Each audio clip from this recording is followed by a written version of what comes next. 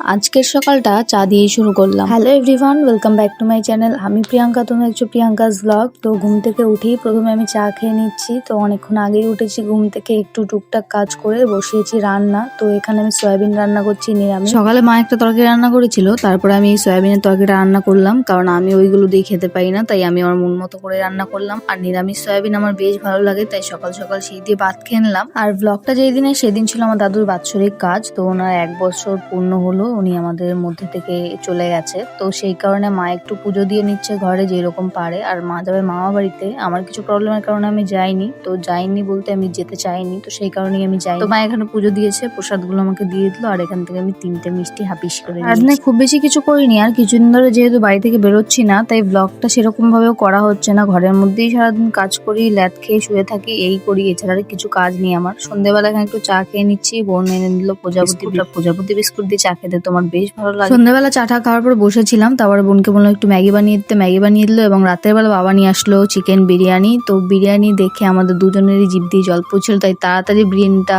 Unboxing করে আমরা খাওয়া শুরু করে দিলাম। বিরিয়ানিটা আনতে এতটাই লেট হচ্ছিল, সেই কারণে আমি বলেছিলাম ম্যাগি বানাতে। যেই ম্যাগি খাওয়া শুরু করেছি সেই সময় বাবা চলে এসে বিরিয়ানি নিয়ে। তো আমি আর কি করবো, ঝটপট আমি ম্যাগিটা শেষ করলাম, কোনো কিছু আমি ছাড়তে পারবো না। তো সেই কারণে ম্যাগিটা খেয়ে তারপর আমি বিরিয়ানি খেতে বসেছি এখানে। আর বিরিয়ানিটা বেশ একটু তেল বেশি ছিল, তেল মশলা অতিরিক্ত ছিল, যেগুলো আমার পছন্দ না। তাছাড়া ওভারঅল ঠিকঠাক ছিল। তো তোমাদের কার কার বিরিয়ানি ফেভারিট আমাকে কমেন্টে জানি। আর ভিডিওটা এই পর্যন্তই। ভালো লাগে একটা লাইক করে দিও। দেখা হবে খুব শীঘ্রই পরের ভিডিওতে।